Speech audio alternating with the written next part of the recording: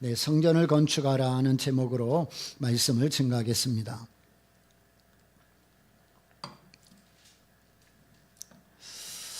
우리나라 대부분의 사람들은 전세나 월세로 사는 사람들이 참 많습니다. 내 집을 갖기 위하여 참 많이 절약하고 또 아끼고 또 열심히 모아보지만 사실 내 집 마련한다는 게 그리 만만치가 않습니다. 그래서 전세값이 오르고 월세값이 오를 때마다 집 없는 자의 서름을 톡톡히 경험하고 있죠. 또 이제 집값이 많이 올라가고 있다는데 이 서민들에게는 참 쉽지 않은 시간들이 또 닥쳐오고 있는 것 같습니다. 아마 웬만한 서민들에게는 내 집 마련이 소원이고 꿈 중에 하나일 겁니다.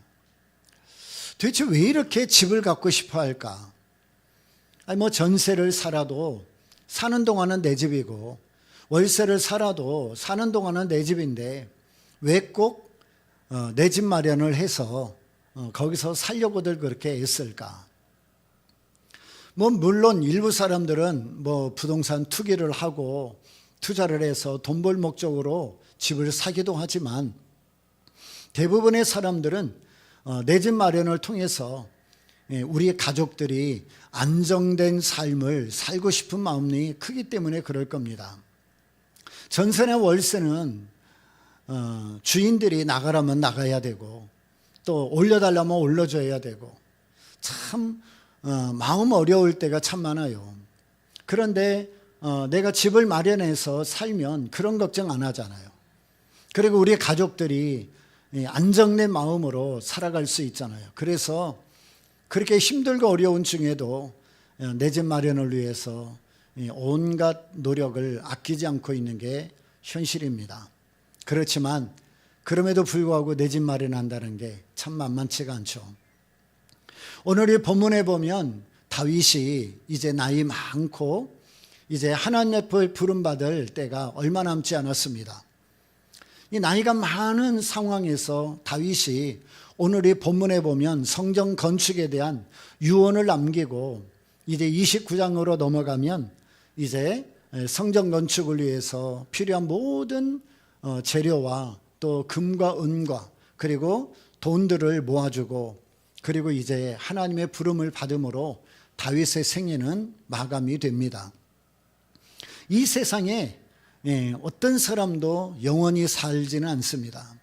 아무리 위대한 왕이었던 다윗도 40년 동안 전쟁이 없는 평화를 누렸던 다윗도 유대인들이 가장 존경하고 첫 번째로 꼽는 위대한 조상 중에 한 명인 다윗도 때가 되니까 하나님의 부름을 받고 죽음을 맞이합니다. 이 세상에 어떤 사람도 죽음을 넘어갈 사람이 없죠. 그래서 우리는 그 죽음에 대하여 늘 생각하고 또 죽음을 준비하고 그 죽음을 통해서 우리가 새로운 세계로 하나님이 계시는 그 나라로 들어가기 위하여 준비하고 그리고 하나님을 만났을 때 내가 하나님 앞에 해야 할 말과 또 이 땅에서 행한 아름다운 열매들을 드릴 준비가 우리에게는 필요한 것이죠.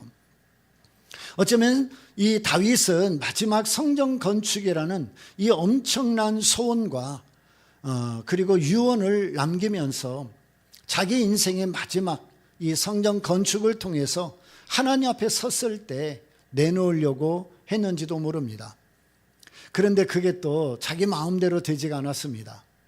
이제 다윗이 나이 많고 하나님의 부름을 받을 날이 얼마 남지 않은 때에 이제 오늘 1절에 보면 다윗의 그 밑에 있는 사람들 가운데 반장, 천부장, 백부장, 왕과 왕자의 산업과 생축의 감독과 환관과 장사와 용사를 예루살렘으로 소집했다.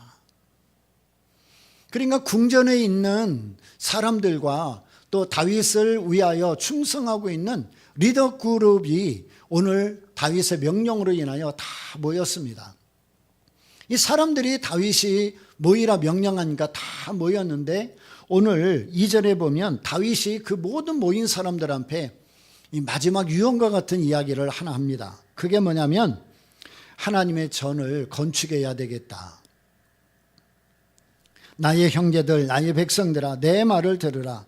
나는 여호와의 언약궤 곧 우리 하나님의 발등상을 봉안할 전 건축할 마음이 있어서 건축할 재료를 준비했다. 어쩌면 이 성전 건축이 내 인생의 마지막 이 땅의 흔적이다. 그리고 내가 감당해야 될 마지막 사명이다. 그러면서 이 성전 건축을 위하여 모든 리더들과 그리고 이 방백들을 불러서 이제 성전 건축에 대한 이야기를 시작합니다. 그런데 문제는 이 성전 건축할 사명 그리고 그 마음의 소원을 가지고 하나님 앞에 나아갔더니 하나님께서 뭐라고 그래요?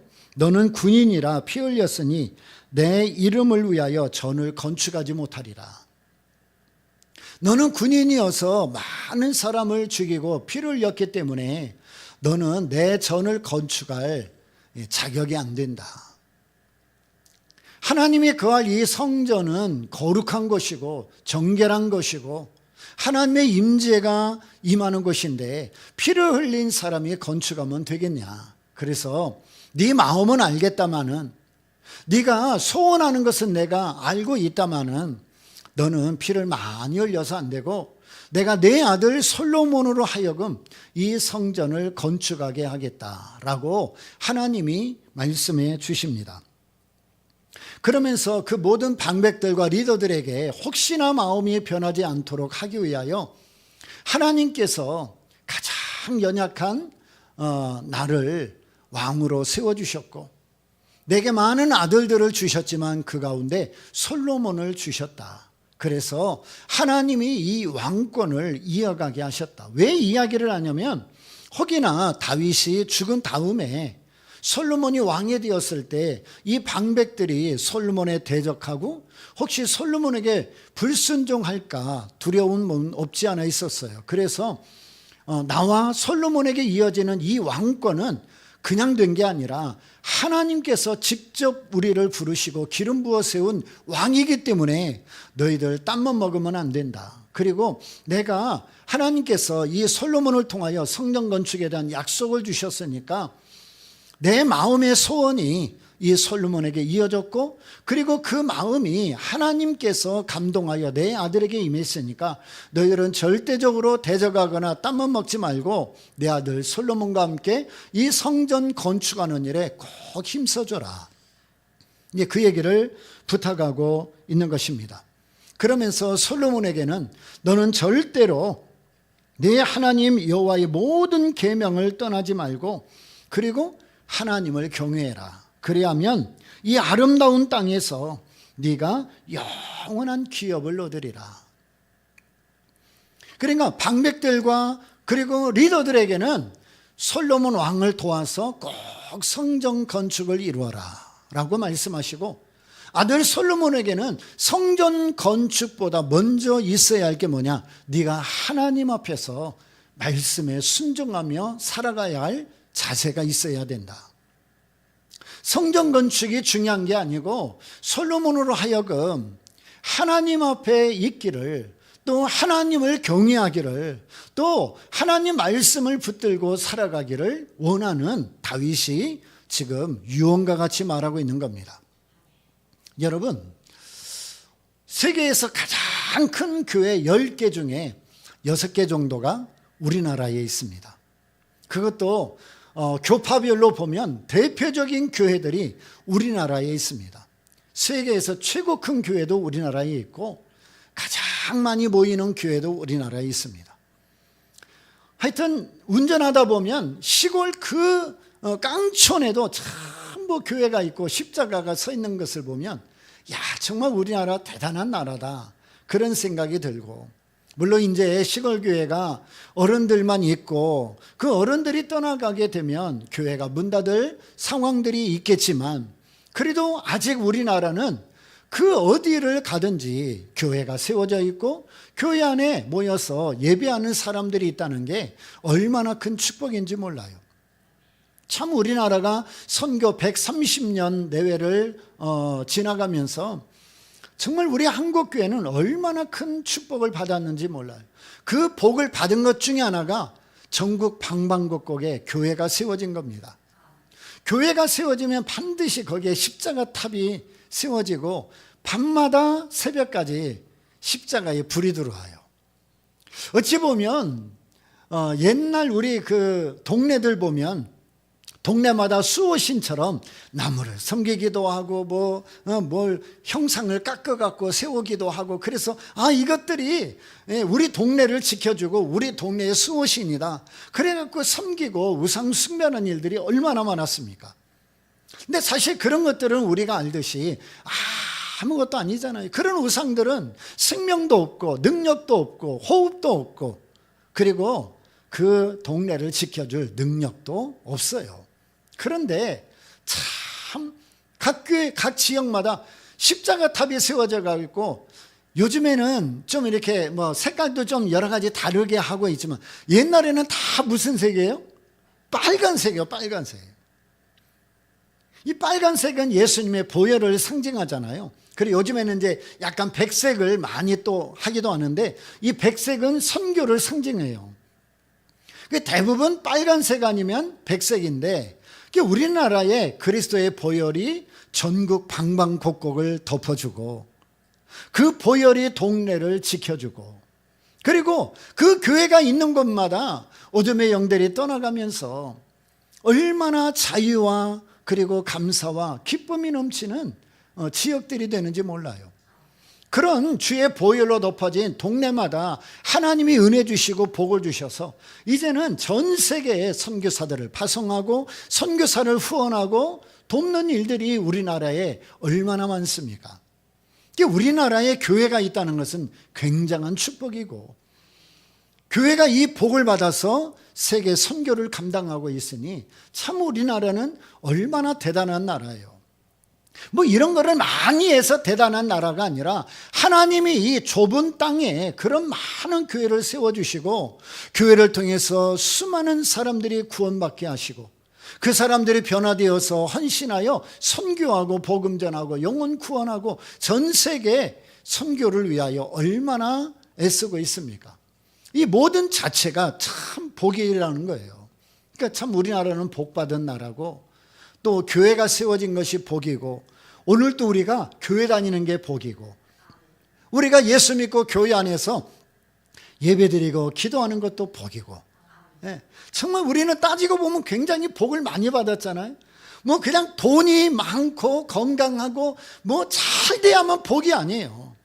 하나하나 따져보면 너무나 많은 복이 임했고, 그리고 하나하나 따져보면 얼마나 감사한 일이 많은지 몰라요. 그러니까 성경은 범사에 감사라고 그러잖아요. 계산하지 말고 감사해라. 조건 달지 말고 감사해라. 비교하지 말고 감사해라. 범사에 감사해라. 우리는 참 감사할 것밖에 없는 거예요. 이 기존에 세워진 이 교회 안에 우리가 들어오기만 하면 되는 거잖아요. 작은 교회들이 어려워서 교회 문 닫을 수도 있지만, 우리가 눈만 돌리면 우리가 또 얼마든지 갈 수 있는 교회가 많이 있지 않습니까? 그러니까 우리가 세워진 교회가 있는 것도 참 감사이고, 우리가 다닐 수 있는 교회가 있는 것도 참 복이고, 맞습니까? 네, 맞아요. 너무 감사한 거예요. 근데 교회가 없는 지역을 보면, 전 세계적으로 보면 공산국가나 사회주의가 있는 곳이나 그런 것들은 기독교를 방해하고 탄압하잖아요.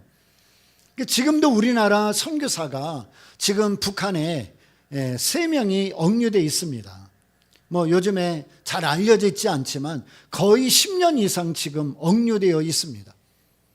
사실은 생사를 우리가 분명히 알 수도 없는 것이고, 또 그분들이 지금 얼마나 큰 고통 속에 있는지 우리가 다 알 수는 없지만, 어쨌든 북한 선교를 위해서 애쓰다가 북한에 잡혀 들어가 지금 10년 넘게 억류되어 있는 분들이 3분이나 계세요. 가끔가다 한 번씩 그분들을 위해 기도해달라고 국민일보에 나오는 기사를 보고 있는데, 참 그 가족들은 얼마나 고통스럽겠어요. 얼마나 마음이 아프고 어렵겠습니까? 그런데 정말 우리가 자유롭게 이렇게 신앙생활할 수 있다는 게 얼마나 큰 복이에요. 북한에서 아무리 종교 자유를 외친다고 종교 자유가 있습니까? 중국에서 아무리 뭐 인권 얘기한다고 인권이 있습니까? 아니요. 공산주의나 사회주의에는 인권도 없고 그다음에 종교의 자유도 없어요. 표현의 자유도 없어요. 그런 나라에 사는 사람들 중에 여러분 예수 믿는 사람들 보면요 얼마나 뜨거운지 몰라요.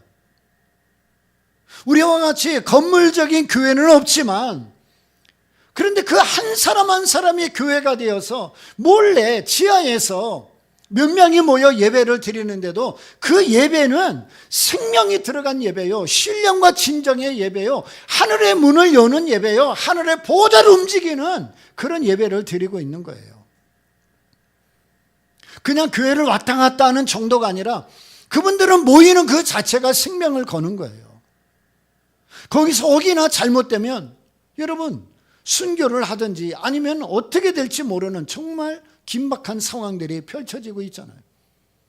뭐 북한은 놔두더라도 그보다 조금 더 자유롭다고 하는 중국만 해도 이미 교회는 거의 다 파괴해버리고 공산당이 좌지우지하고 설교까지 검열하고 있는 그런 삼자교회 일부만 남아서 형식적으로 예배를 드리면서 세계에 우리도 종교 자유가 있습니다 그런 얘기를 하고, 그리고 대부분의 지하교회 성도들은 지금도 몰래 모여서 예배를 드리고, 우리가 돕고 있는 우리 동아시아 신학교에 있는 교회들도요 이 공안들이 언제 어떻게 될지 모르니까 비밀리에 지금도 예배를 드리고 있고, 그리고 지역마다 돌면서 예배를 드리고, 때로는 우리와 같이 새벽 기도의 시간에 모여서 주일 예배를 드리고 사람들이 움직이기 전에 다 흩어져 버리고 그러면서 신앙을 지키며 오늘 또 하나님을 믿고 있는 겁니다. 참 그런 상황에도 신앙을 포기하지 않고 끝까지 믿음을 지키고 있는 그분들을 보면 참 대단하고, 그분들의 그 신앙이 사실 언젠가 중국을 복음화시키고 또 북한을 변화시키는 그런 날에 초석이 되는 날도 분명히 올 것입니다. 오늘 왜 이렇게 교회 이야기를 많이 하느냐? 오늘 다윗이 정말 마음의 큰 소원, 마지막 사명, 그리고 내가 하나님 앞에 부름받기 전까지 마지막 해야 할 한 가지가 뭐냐? 하나님을 위하여 내가 성전을 건축해야 되겠다. 여러분 오늘날이야 뭐 맘만 먹으면 교회 세우지 않습니까? 뭐 돈만 있으면 얼마든지 시설을 갖추고 좋은 장소 없고 뭐 교회도 건축할 수 있고 몇몇 사람들이 맘만 모이면 교회를 세울 수 있어요. 근데 여러분 예전에 이 성전을 건축한다는 것은 이 보통 일이 아니에요. 저도 좀 젊었을 때는 내 평생에 꼭 한번 성전 건축하고 죽었으면 좋겠다 그런 마음의 소원이 있었어요. 그래서 어쨌든지 기회만 되면 이 성전 건축 한번 해보고 싶은 열망이 있었는데, 아이고 엊그저께 한갑 생일을 돌아가면서 보니까 아이고 이거 뭐 이제 하나님이 정말 특별하게 역사하지 않는 이상은 정말 내 임기 내에 성전 건축은 쉽지 않겠다. 그래서 어쨌든 다른 방법이라도 하나님 앞에 성전 건축 못지않는 헌신이 필요하겠다. 그런 생각이 들고, 이렇게 평생 목회를 해도 성전 건축 한번 못하는 목사도 있는데, 또 개척 그 사명을 받은 목사님 중에는 교회 건축을 5번, 6번, 7번, 어떤 분은 10번도 해요. 그분은 사명자가 그거예요, 사명이.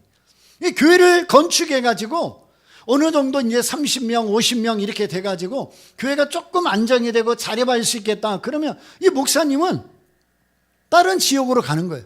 그리고 다른 목사님을 그곳에 초빙해서 목회하게 하고. 얼마 전에 한 영상에서 그렇게 개척을 사명으로 받은 그 목사님 아들이 또 목사님이 돼갖고 나와갖고 설교하는 걸 제가 한번 들은 적이 있어요. 그러니까 아버지가 어느 정도 안정만 되면 떠나버리고 또 조금 자립할 만하면 떠나버리고 그러면서 그 아버지가 교회를 4개를 건축을 했대요. 이제 2개는 성공하고 2개는 실패했대. 그러면 여러 가지 이야기를 했는데 이제 본인이 그 아버지를 이어서 목사님이 됐는데 그런 얘기하는 거예요. 저는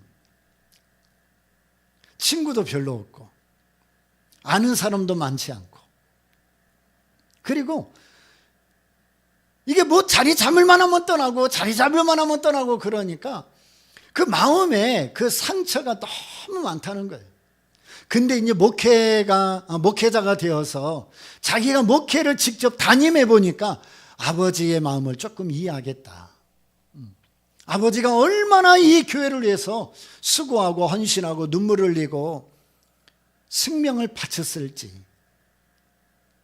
자기는 아무리 힘쓰고 했어도 아버지의 10분의 1도 안 된대요. 나는 분명히 아버지보다 많이 배웠고, 그리고 그때보다 훨씬 환경도 좋고 여유도 있는데 아버지가 걸어가신 그 길을 가보려고 그러니까 자기는 도무지 할 수가 없겠더래. 그러니까 아버지의 10분의 1도 자기는 지금 목회를 못하고 있다. 지금 와서 이게 떠날 때마다 그 상처와 아픔과 과거의 그 기억들이 참 많이 어려웠는데, 지금 와서 보니까 우리 아버지가 목사로서 얼마나 존경스럽고 얼마나 큰일하고 얼마나 하나님이 기뻐 여기셨는지 조금은 이해할 수 있겠다, 그런 얘기를 하더라고요. 그 어떤 분은 저같이 평생 한 번도 교회 건축 못하는 사람이 있는가 보면, 어떤 사람은 막 5개, 7개, 10개도 교회를 건축해 놓고 계속 움직여가면서 다른 분들을 와서 목회하게 하는 거예요. 또 그분은 그게 또 은사이고 그게 부르심이고 사명인 거예요. 그런데 참 어려운 대가를 많이 치르죠. 그렇게 교회를 개척해서 건축해 놓고 또 떠날 때마다 솔직한 마음으로 왜 안정된 목회와 그 삶을 살고 싶지 않겠습니까? 근데 하나님이 가라니까 또 가는 거예요. 하나님이 또 개척하라니까 하는 거예요. 그만큼 어찌 보면 아마 세계에서 가장 성전 건축에 대한 열망이 큰 민족을 뽑으라면 첫 번째가 우리 한국일 거예요. 우리 한국의 성도들은요, 뭐 지금은 많이 그 마음이 달라졌지만 예전에는 정말 교회 건축하기 전에 자기 집 안 샀잖아요. 아시죠? 교회가 딱 세워지면 이사를 안 가. 이사를 가더라도 교회 근처. 성전 건축하기 전까진 자기 집 안 사고. 요즘에 이런 분들은 거의 없죠.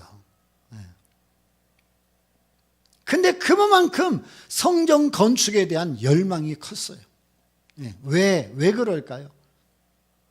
여러분, 성전 건축, 오늘 다윗도 마찬가지지만 정말 우리 한국교회 성도들이 성전을 건축하고자 하는 그 열망의 마음속 가장 중요한 핵심 하나가 뭐냐면 하나님을 사랑함입니다.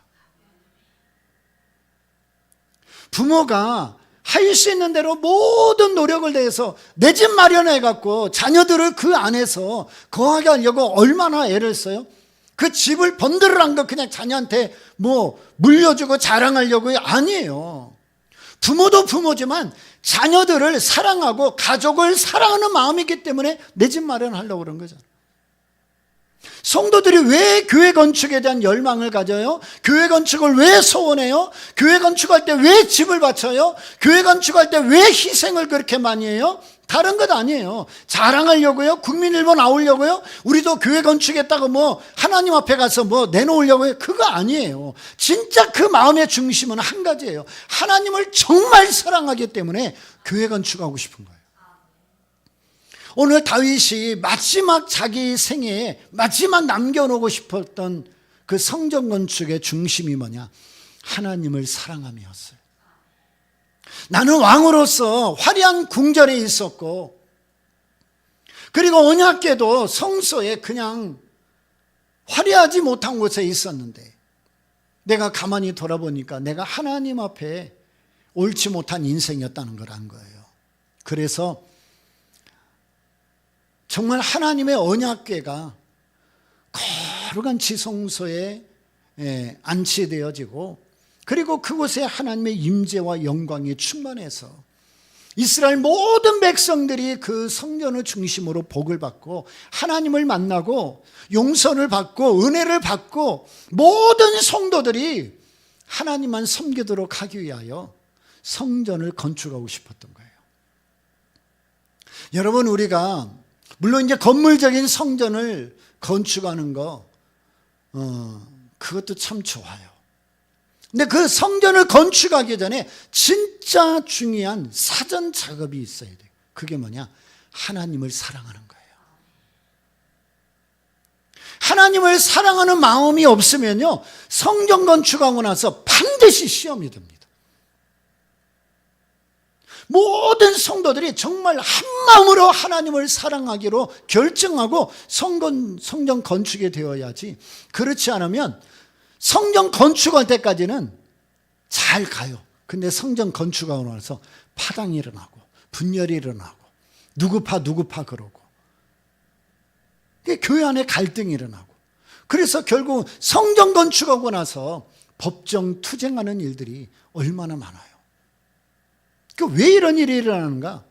물론 그 마음속에 욕심, 그 성전 건축하고 나면 재산권에 대한 기득권이나 욕심이 있잖아요. 그것 때문도 물론 이거니와, 또 하나는 성전 건축을 하나님을 사랑하는 마음으로 시작하지 않았기 때문이에요.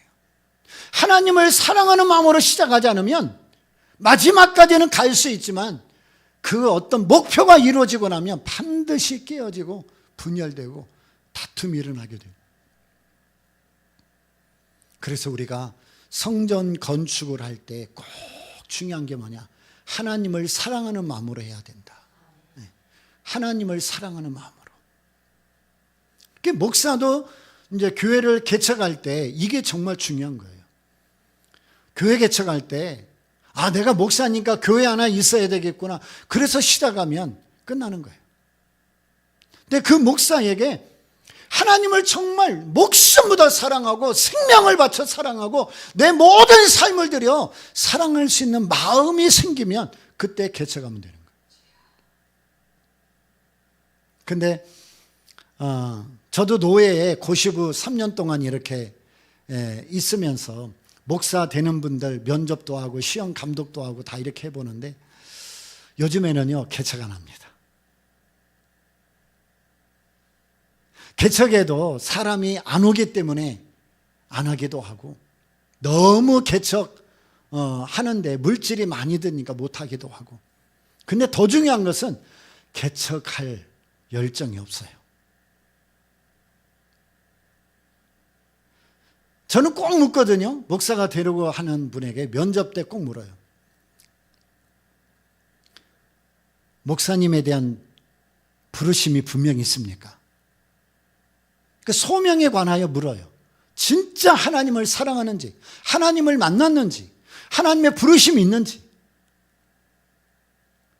근데 요즘 면접을 하다 보면 너무 충격적인 게, 근데 그게요, 제가 아버지가 목사님이었어요. 아버지가 장로님이었어요.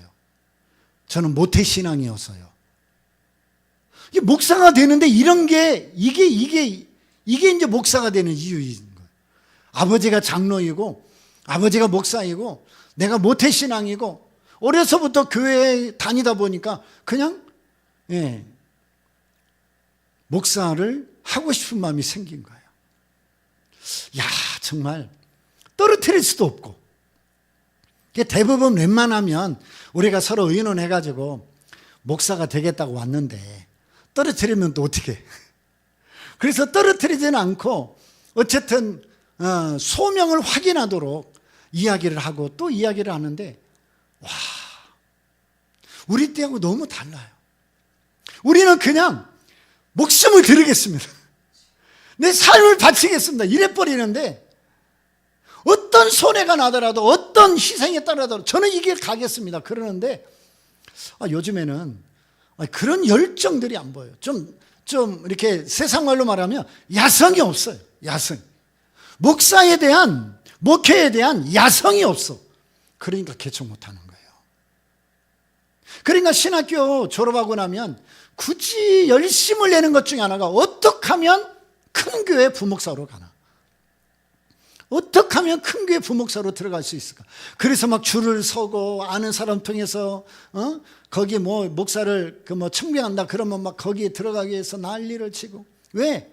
큰 교회 가야 그래도 뭐 살 만큼 사례비도 주고, 그 다음에 또 많은 성도들에게 또 이렇게 영광도 얻고, 그리고 큰 교회에 있다 보면 다른 교회에 웬만한 잘해볼 수 있는 교회에 청빙 받을 수 있는 기회도 오거든요.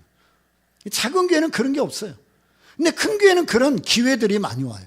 그러니까 길을 쓰고 큰 교회 가려고 난리치는 거예요. 네, 그래 갖고 목사 한들 그게 직업이나 될 수 있을지 모르지만 끝까지 가겠습니까? 우리 노예도 보면 무임 목사와 교회 폐쇄가요, 한 번 노예, 봄하고 가을 우리가 2번 노예를 하는데, 노예할 때마다 보면 거의 한 3개에서 5개 정도는 교회 폐쇄 신청건이 와요. 목사님들이 은퇴도 하지만 성도들이 없고 교회 운영이 어려우니까 교회 폐쇄하겠습니다. 그래서 이제 신청이 올라와요. 그래서 이제 허락을 하면 교회 폐쇄하고, 이제 목사님은 또 이제 살아야 되니까 다른 직업을 갖기도 하고, 이제 그런 일들이 요즘 비일비재하게 일어나요. 참 안타까운 일이고 또 기도가 필요한 때인 것 같습니다. 근데 오늘 이 다윗은 정말 이 성전 건축을 마지막 사명으로 알았어요.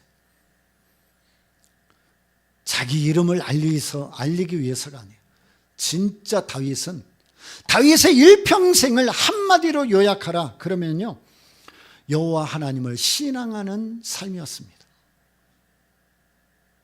쉽게 말하면 다윗은 하나님밖에 몰랐어. 제가 조금 과하게 표현했는지 모르지만 어쨌든 그가 허물도 있고 실수도 있고 많은 사람을 죽이는 피를 흘리는 일도 있지만, 저는 개인적으로 다윗을 한마디로 요약하면 다윗은 하나님밖에 몰랐다. 다윗은 하나님만 사랑했다. 그러니까 그 인생의 마지막, 내가 하나님 앞에 헌신하고 해드릴 수 있는 게 뭘까? 내가 가장 사랑하는 그분을 위해 내가 드릴 수 있는 마지막이 뭘까? 그게 바로 성전 건축이라고 생각한 거예요. 근데 그마저도 하나님으로부터 거절당하고 아들에게로 가버렸죠. 그러니까 다윗은 자기 손으로 하지 못한 것에 대한 그 아쉬움이 너무 컸어요. 그래서 하나님이 주신 설계도를 그대로 기록해가지고 아들 솔로몬에게 주고, 솔로몬으로 하여금 성전을 건축하게 합니다. 그러면서 3가지를 당부해요, 솔로몬에게. 오늘 9절에 보니까 내 아들 솔로몬아, 너는 내 아비의 하나님을 알고 온전한 마음과 기쁜 뜻으로 섬길지어다. 아들 솔로몬에게 성전 건축에 대한 유언을 남기면서 꼭 3가지를 기억해라. 첫 번째, 하나님을 잘 섬기기를 힘써라. 그리고 2번째, 9절 끝에 보니까 네가 저를 찾으면 만날 것이요 버리면 저가 너를 영원히 버리시리라. 하나님 찾기를 힘써라. 그리고 마지막 3번째는 10절에 보니까 성소의 전을 건축하게 하셨으니 힘써 행하지. 성전 건축하는데 힘써라. 오늘 다윗은 솔로몬에게 하나님 섬기기를 힘써라. 하나님 섬기기를 힘써라. 예수님도 마태복음 4장 10절에서 주 너의 하나님께 경배하고 다만 그를 섬기라, 그렇게 말씀하잖아요. 또 시편 95편 6절에도 오라 우리가 굽혀 경배하며 우리를 지으신 여호와 앞에 무릎을 꿇자. 여러분, 모세를 통하여 주신 그 율법의 모든 내용을 한마디로 딱 요약하라면 다른 거 아니에요. 하나님만 섬겨라 해요. 하나님만 섬겨라. 어성경 읽어진에서 그 얘기 하잖아요. 섞이지 말아라. 섞이지 말아라. 섞이지 말고 하나님만 섬겨라. 그게 율법의 가장 중요한 핵심이에요. 하나님만 섬겨라. 여러분, 우리가 이 세상에 사는 동안 하나님만 섬기는 일에 힘써야 할 줄로 믿습니다. 그게 우리 신앙생활의 가장 중요한 첫 번째요, 두 번째요, 세 번째예요. 그 다음에는 하나님 찾기를 부지런히 힘써야 돼요. 저를 찾으면 만날 것이요 그랬잖아요. 저를 찾으면 만날 것이요. 시편 106편 4절에 보니까 여호와와 그 능력을 구할지어다, 그 얼굴을 구할지어다. 하나님의 얼굴을 구해라. 시편 34편 10절에는 하나님을 찾는 자는 부족함이 없으리라. 이사야 55장 6절에는 환난 날에 하나님을 찾고 그리고 만날 만한 때에 하나님을 찾으라. 너는 내게 부르짖으라. 내가 내게 응답하겠고 내가 알지 못하는 크고 비밀한 일을 내게 보이리라. 아모스 5장 4절에는 너희는 나를 찾으라. 그리하면 살리라. 성경은 온통 하나님만 사랑하고 하나님만 섬겨라. 그리고 그 하나님 앞에 나아가기를 힘써라. 그냥 하나님만 사랑하는 그 어떤 대상만 놓고 있지 말고 부지런히 그분 앞에 나아가서 그분과 교제하고 그분의 이름을 부르고 그분에게 찾고 너희가 기도할 것을 아뢰고 너희가 구할 때 하나님이 너희에게 응답한다. 하나님은 우리가 하나님을 찾을 때 만나 주신대요. 만날 만한 때에 찾으라. 그리하면 내가 너를 만나리니. 환난 때에도 고난 때에도 나를 찾으라. 그러면 내가 너를 건지리니 네가 나를 영화롭게 하리로다. 하나님만 섬겨야 됩니다. 그리고 그 하나님께 부지런히 나가서 찾아야 돼요. 찾는 것을 우리는 기도라고도 표현하잖아요. 부지런히 기도해요. 그분 앞에 구해요. 여러분, 우리가 기도한다는 것은 하늘의 문을 여는 특권이잖아요. 하나님의 보좌를 움직이는 능력이잖아요. 이 세상 누가 하나님 앞에 나가서 이거 주세요라고 말할 수 있는 사람이 누가 있어요? 근데 우리는 그분의 자녀잖아요. 그 자녀의 권세로 하나님 앞에 나가서 하나님 이거 주세요. 이거 주세요. 자녀가 부모에게 뭘 요구하면 부모가 어떻게든지 해서라도 그 자녀가 원하는 것들을 해주려고 하듯이, 하물며 하나님이 우리가 자녀의 권세를 가지고 하나님께 나아가면 하나님이 거절하겠습니까? 외면하시겠습니까? 우리를 뒤돌아보겠습니까? 아니요. 기다렸다는 뜻이 옛다예요. 기다렸다는 뜻이 옛다. 여러분, 우리는 이 믿음을 가지고 하나님 앞에 부지런히 나가서 찾기를 힘써야 돼요. 그리고 마지막으로는 성전 건축에 힘써라. 10절에 여호와께서 너를 택하여 성소의 전을 건축하게 하시니 힘써 행할지니라. 여기 힘써 행하라는 것은 너 땀만 먹으면 안 된다. 여기에 집중해라 그 말이에요. 다른 거 하지 말고 네가 왕으로 있을 때 제일 첫 번째로 제일 중요하게 가장 중요한 왕의 사역으로 이 성전 건축을 힘써라. 물론 다윗은 솔로몬을 통하여 어마어마한 성전을 건축했습니다. 전무후무한 성전을 건축했어요. 모든 기둥이 금으로 도금될 만큼 어마어마한 성전을 건축했습니다. 다윗이 이 성전을 건축하라고 부탁하면서 그냥 끝난 게 아니에요. 나이 많은 다윗이요, 아들에게 이 성전 건축에 힘쓰라고 부탁해놓고 이 아들이 다 이거를 감당할 수 없음을 알고 다윗이 마지막 생명이 다하는 순간까지요, 이 성전 건축에 필요한 모든 것을 준비해 줬어요. 모든 것을. 자, 우리 한 장 넘겨서 29장을 좀 보세요. 바로 뒤에 29장에 가보면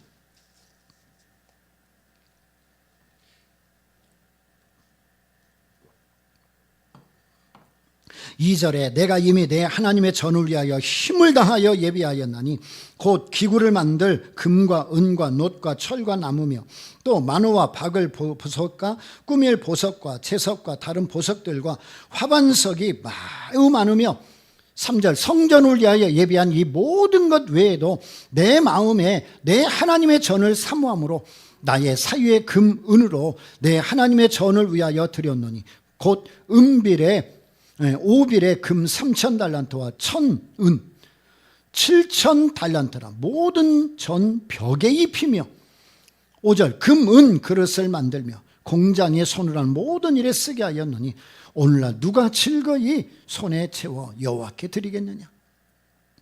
이게 다윗이 왕으로 있는 동안 하여튼 최선을 다해서 나라 전체적으로, 요즘 우리나라로 말하면 이제 국가 예산을 들여가지고 성전 건축을 할 수 있도록 힘써주고, 뿐만 아니라 자기가 가지고 있는, 개인적으로 가지고 있는 금과 은으로 또 성전 건축을 드렸어요.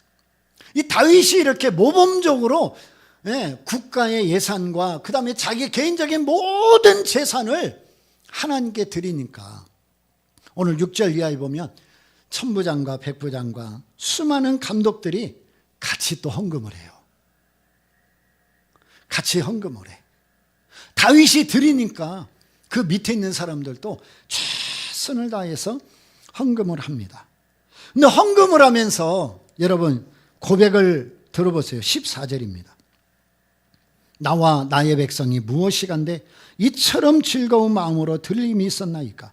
모든 것이 주께로 말미암았사오니 우리가 주의 손에서 받은 것으로 주께 드렸을 뿐입니다. 와, 정말 너무 놀라워요. 너무 이 신앙이 부러워요. 자기의 모든 삶을 드렸고 재산을 드렸고 생명까지 드려서 성전 건축 준비를 해놓고도 그 마음이 어떻게 해요? 내 것으로 드린 게 아니고 다 주님의 것을 주님께로 드렸습니다. 그러면서 내가 무엇이간데 이거를 드릴 수 있도록 저를 축복하셨습니까? 내가 도대체 뭐라고?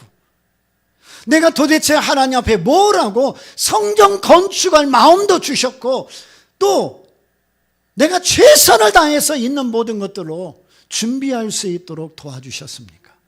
나는 아무것도 아닌데 하나님 제게 어떻게 이렇게 큰 은혜를 주셨습니까? 내가 무엇이간데? 내가 무엇이간데? 여러분 우리가 헌금 드릴 때도 이 정신이 필요해요. 내가 무엇이간데? 하나님 앞에 드릴 수 있습니까? 내가 무엇이간데? 하나님께 드릴 수 있습니다. 다윗이 이렇게 자기 생의 마지막까지 주를 위하여 헌신했더니 여러분 그 뒤에 한번 보세요. 28절 역대상 29장 28절 저는 다윗이죠. 나이 많아 늙도록 다윗이 나이 많아 늙도록 어떻게 해요? 부하고 존귀하다가 죽음에 부하고 존귀하다가 죽음에.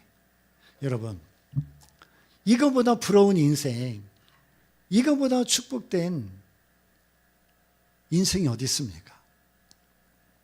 나이 많아 늙어 죽을 때까지 부하고 존귀한 자가 되었다. 여러분은 우리 인생의 마지막 흔적이 이래야 되지 않겠습니까? 잘 먹고 잘 살다가 죽었다가 아니라 우리 비석의 한쪽에는 하나님을 뜨겁게 사랑했던 사람 김희철의 묘, 그리고 그 뒤에는 저가 늙어 죽기까지 부하고 존귀한 삶을 살았더라. 와, 우리 인생 끝난 거예요. 저가 나이 많아 늙도록 부하고 존귀한 삶을 살았더라.